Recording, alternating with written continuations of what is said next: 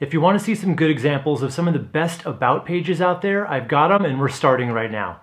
If you want to transform your website into a customer or lead generation machine, I'll show you all my best tips, tactics, and secrets to get there fast. Let's dive in. Hey guys, I'm Wes McDowell, a web strategist for The Deep End, and if you're not subscribed to the channel yet, go ahead and click that subscribe button and the little bell icon next to it so you never miss another video you need to succeed online. So your About Us page is often going to be like the second most visited page on your website, right behind your homepage. So of course it makes sense to want to optimize it, to use it as another opportunity to convince your customers to buy. But not surprisingly, most of us actually just use our About page as an opportunity to talk about us. But that's a big mistake, because when people click that, they're not actually looking to know all about your history, when you were founded, and that you are super into IPAs. They have a desire or a problem that needs solving, and they're there to see if you're the one who can solve it for them. And that means cleverly using your About Us page as a way of telling people who you are in a way that means something to them. In other words, don't think of this as an opportunity to say, let me tell you all about us. Rather, let me tell you how we can help you. Help me help you.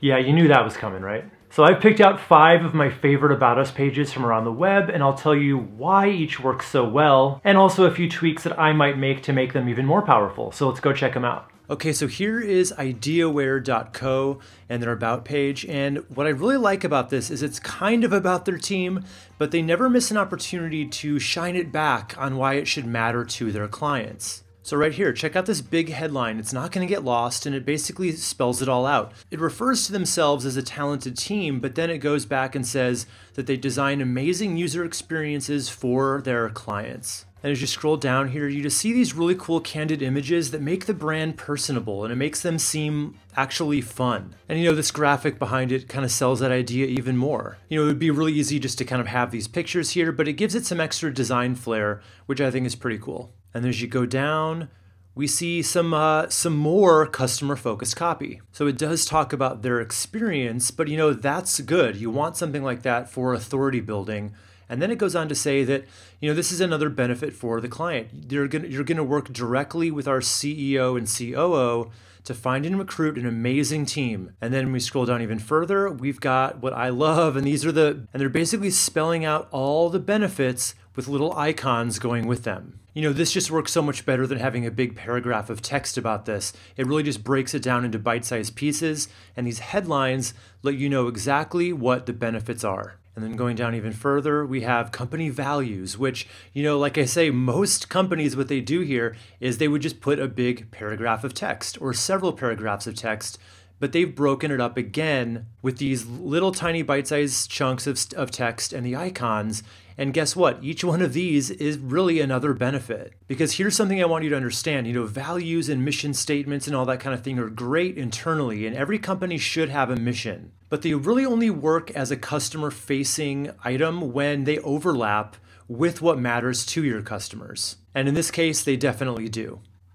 All right, and on to our second example. This one is renttherunway.com. And this is a great example of a business having a philosophy, and that's basically a should or shouldn't statement, like a dentist saying that nobody should have to be afraid of going to the dentist, or a tree removal service saying you should be able to enjoy your yard. And again, this only works if the statement is rooted in your customer's desires or in the problem that they need solved. So in this case, it says, our mission is to make women feel empowered and self-confident every single day. And I would tend to believe that their customers probably feel the exact same way, so the overlap is definitely there. And I love this page because it tells the origin story, but it isn't self-indulgent. It proposes a problem that all women feel, which is spending a bunch of money on clothes, but still having that feeling of nothing to wear. So essentially, they're relating to their customers with a statement of understanding, and then they talk about how they're changing that. So in the end, this About Us page is really all about you, the customer, and how this business is going to solve your problem.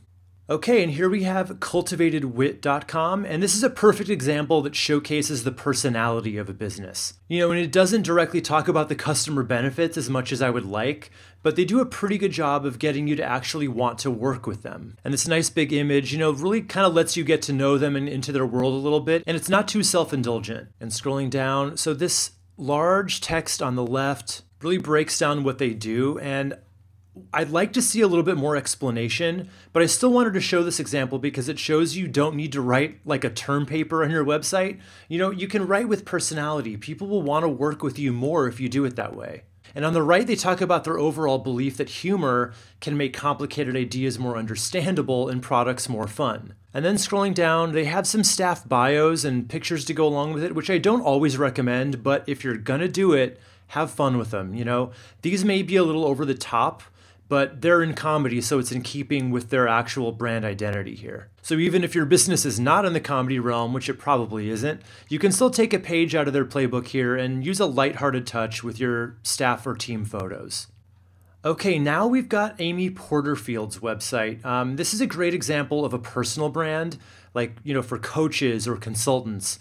And Amy really knows her audience, which is primarily women who want to get out of the 9-to-5 and start their own online businesses. So she meets them right there where they are with her own story and how she used to be one of them. She basically shares everything that she did wrong until she reveals what she finally did right and how she can help guide them to success too, because it's a path that she knows very well. And this About Us page has a lot of text on it, which I don't always recommend, but at least it's all broken up into really bite-sized chunks. And that keeps people more interested in reading all the way down. Okay, now we have twoarmsinc.com. You know, I love this one because it's super simple, and this big bold image up top gives a real sense of the personality of the company and the Brooklynness of it all. And as you scroll down here, you get a really simple statement that both introduces themselves while giving several benefits their clients can expect. You know, quick turnaround and attention to detail.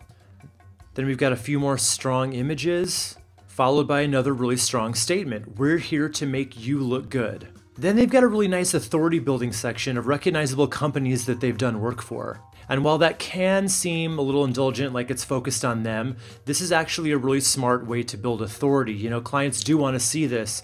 It basically acts as a testimonial in a way. Now, if I were redoing this for them, what I might do is make it a little more visual, including the company logos rather than just writing the names out. You know, because most people might skip right past this because it's styled so plainly.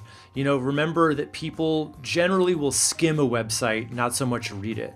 So anytime you can make something visual, like using a logo rather than writing out the name of a company, you should probably go for that. All right, so those are some of my favorites, but now I want to hear from you, and I want to know if there's any others that I missed, any great About Us pages that you found on the web, or let me know which of the 5 I talked about is most inspiring to you. And if you're not subscribed to the channel yet, go ahead and click on the circle icon right here to subscribe. And we don't need to stop hanging out now. There's so much more to share. So I've got 2 more videos right here that you'll like just as much as this one. All right, guys, I'm Wes McDowell for The Deep End, and I'll see you in that next video.